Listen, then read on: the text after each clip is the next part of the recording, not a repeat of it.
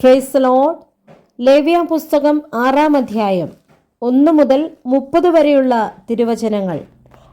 യഹോവ പിന്നെയും മോശയോട് അരുളി ചെയ്തത് എന്തെന്നാൽ, ആരെങ്കിലും പിഴച്ച് യഹോവയോട് അതിക്രമം ചെയ്ത് തൻ്റെ പക്കൽ ഏൽപ്പിച്ച വസ്തുവിനെയോ പണയം വെച്ചതിനെയോ മോഷണ കാര്യത്തെയോ സംബന്ധിച്ച് കൂട്ടുകാരനോട് ഭോഷ്കു പറകയെങ്കിലും കൂട്ടുകാരനോട് വഞ്ചന ചെയ്യുകയെങ്കിലും കാണാതെ പോയ വസ്തു കണ്ടിട്ട് അതിനെക്കുറിച്ച് ഭോഷ്കു പറഞ്ഞു മനുഷ്യൻ പിഴയ്ക്കുന്ന ഈ വക വല്ല കാര്യത്തിലും കള്ളസത്യം ചെയ്യുകയെങ്കിലും ചെയ്തിട്ട് അവൻ പിഴച്ചു കുറ്റക്കാരനായാൽ താൻ മോഷ്ടിച്ചതോ വഞ്ചിച്ചെടുത്തതോ തൻ്റെ പക്കൽ ഏൽപ്പിച്ചതോ കാണാതെ പോയിട്ട് താൻ കണ്ടതോ താൻ കള്ളസത്യം ചെയ്ത് എടുത്തതോ ആയതൊക്കെയും മുതലോട് 5-1 കൂട്ടി പകരം കൊടുക്കണം. അകൃത്യയാഗം കഴിക്കുന്ന നാളിൽ അവൻ അത് ഉടമസ്ഥന് കൊടുക്കണം. അകൃത്യയാഗത്തിനായിട്ട് അവൻ നിന്റെ മതിപ്പ് പോലെ ഊനമില്ലാത്ത ഒരു ആട്ടുകൊറ്റനെ യഹോവയ്ക്ക് അകൃത്യയാഗമായി പുരോഹിതന്റെ അടുക്കൽ കൊണ്ടുവരണം. പുരോഹിതൻ യഹോവയുടെ സന്നിധിയിൽ അവനു വേണ്ടി പ്രായശ്ചിത്തം കഴിക്കണം. എന്നാൽ അവൻ അകൃത്യമായി ചെയ്തതൊക്കെയും അവനോട് ക്ഷമിക്കും. യഹോവ പിന്നെയും മോശയോട് അരുളി ചെയ്തത്, നീ അഹരോനോടും പുത്രന്മാരോടും കൽപ്പിക്കേണ്ടത് എന്തെന്നാൽ, ഹോമയാഗത്തിൻ്റെ പ്രമാണമാവിത്. ഹോമയാഗം രാത്രി മുഴുവനും ഉഷസ്സുവരെ യാഗപീഠത്തിന്മേലുള്ള വിറകിന്മേൽ ഇരിക്കുകയും യാഗപീഠത്തിലെ തീ അതിനാൽ കത്തിക്കൊണ്ടിരിക്കുകയും വേണം.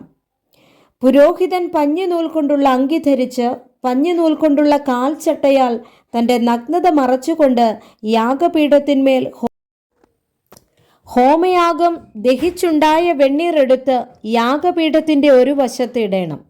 അവൻ വസ്ത്രം മാറി വേറെ വസ്ത്രം ധരിച്ച് പാളയത്തിനു പുറത്ത് വെടിപ്പുള്ള ഒരു സ്ഥലത്ത് വെണ്ണീർ കൊണ്ടുപോകണം. യാഗപീഠത്തിൽ തീ കെട്ടുപോകാതെ കത്തിക്കൊണ്ടിരിക്കണം. പുരോഹിതൻ ഉഷസ് തോറും അതിന്മേൽ വിറകു കത്തിച്ച് ഹോമയാഗം അടുക്കി വെച്ച് അതിന്മീതെ സമാധാനയാഗങ്ങളുടെ മേധസ് ദഹിപ്പിക്കണം.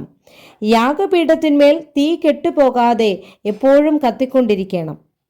ഭോജനയാഗത്തിൻ്റെ പ്രമാണമാവിത്. അഹരോന്റെ പുത്രന്മാർ യഹോവയുടെ സന്നിധിയിൽ യാഗപീഠത്തിൻ്റെ മുമ്പിൽ അത് അർപ്പിക്കണം. ഭോജനയാഗത്തിൻ്റെ നേരിയ മാവിൽ നിന്നും എണ്ണയിൽ നിന്നും കൈ നിറച്ചും ഭോജനയാഗത്തിന്മേലുള്ള കുന്തിരുക്കം മുഴുവനും എടുത്ത് നിവേദ്യമായി യാഗപീഠത്തിന്മേൽ യഹോവയ്ക്ക് സൗരഭ്യവാസനയായി ദഹിപ്പിക്കണം. അതിൻ്റെ ശേഷിപ്പ് അഹരോനും പുത്രന്മാരും തിന്നേണം. ഒരു വിശുദ്ധ സ്ഥലത്ത് വെച്ച് അത് പുളിപ്പില്ലാത്തതായി തിന്നേണം. സമാഗമന കൂടാരത്തിൻ്റെ പ്രാകാരത്തിൽ വെച്ച് അത് തിന്നേണം. അത് പുളിച്ച മാവ് കൂട്ടി ചുടരുത്.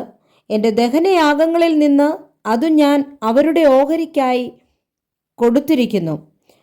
അത് പാപയാഗം പോലെയും അകൃത്യയാഗം പോലെയും അതിവിശുദ്ധം. അഹരോന്റെ മക്കളിൽ ആണുങ്ങൾക്കൊക്കെയും അത് തിന്നാം. യഹോവയുടെ ദഹനയാഗങ്ങളിൽ അത് നിങ്ങൾക്ക് തലമുറ തലമുറയായി ശാശ്വതാവകാശം ആകുന്നു. അതിനെ തൊടുന്നവനെല്ലാം വിശുദ്ധനായിരിക്കണം. യഹോവ പിന്നെയും മോശയോട് അരുളി ചെയ്തത് എന്തെന്നാൽ, അഹരോന് അഭിഷേകം കഴിയുന്ന ദിവസം അവനും പുത്രന്മാരും യഹോവയ്ക്ക് കഴിക്കേണ്ടുന്ന വഴിപാടാവിത്. ഒരു ഇടങ്ങഴി നേരിയ മാവിൽ പാതി രാവിലെയും പാതി വൈകുന്നേരവും നിരന്തര ഭോജനയാഗമായി അർപ്പിക്കണം. അത് എണ്ണ ചേർത്ത് ചട്ടിയിൽ ചുടേണം. അത് കുതിർത്ത് കൊണ്ടുവരേണം. ചുട്ട കഷണങ്ങൾ ഭോജനയാഗമായി യഹോവയ്ക്ക് സൗരഭ്യവാസനയായി അർപ്പിക്കണം. അവൻ്റെ പുത്രന്മാരിൽ അവന് പകരം അഭിഷേകം പ്രാപിക്കുന്ന പുരോഹിതനും അത് അർപ്പിക്കണം. എന്നേക്കുമുള്ള ചട്ടമായി അത് മുഴുവനും യഹോവയ്ക്ക് ദഹിപ്പിക്കണം. പുരോഹിതന്റെ ഭോജനയാഗം മുഴുവനും ദഹിപ്പിക്കണം. അത് തിന്നരുത്. യഹോവ പിന്നെയും മോശയോട് അരുളി ചെയ്തത്, നീ അഹരോനോടും പുത്രന്മാരോടും പറയേണ്ടത് എന്തെന്നാൽ, പാപയാഗത്തിൻ്റെ പ്രമാണമാവിത്.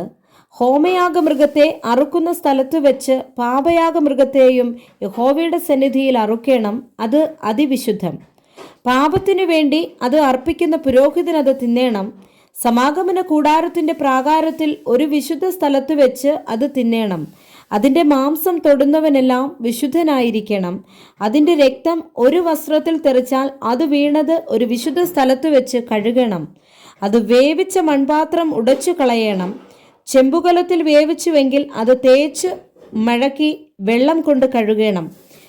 പുരോഹിത കുലത്തിലെ ആണുങ്ങളൊക്കെയും അത് തിന്നണം, അത് അതിവിശുദ്ധം. എന്നാൽ വിശുദ്ധ മന്ദിരത്തിൽ പ്രായശ്ചിത്തം കഴിപ്പാൻ സമാഗമന കൂടാരത്തിനകത്തു രക്തം കൊണ്ടുവരുന്ന പാപയാഗത്തെ തിന്നരുത്, അത് തീയിലിട്ട് ചുട്ടുകളയണം. Praise the Lord. വായിച്ച വേദഭാഗങ്ങളാൽ കർത്താവ് എല്ലാവരെയും സമൃദ്ധിയായി അനുഗ്രഹിക്കുമാറാകട്ടെ. ആമേൻ.